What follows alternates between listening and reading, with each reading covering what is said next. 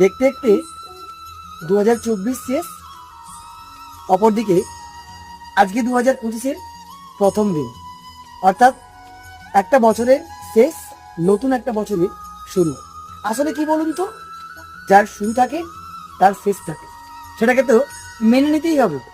তাহলে আমরা বছর শেষে হিসেব করি কেন যে কি পেলাম আর কি পেলাম না?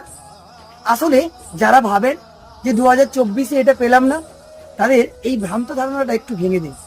মনে রাখবেন, 2024-এ যেটা পাননি, যেটা পাওয়ার আশা নিয়ে আপনি আপ্রাণ চেষ্টা করেছেন, সেখান থেকে যে শিক্ষাটা অর্জন করেছেন, সেই অর্জিত শিক্ষাকে 2025-এ আপনি আপনার জীবনে অ্যাপ্লাই করে সেই জিনিসটা অ্যাচিভ করবেন, এটা আমার দৃঢ় বিশ্বাস।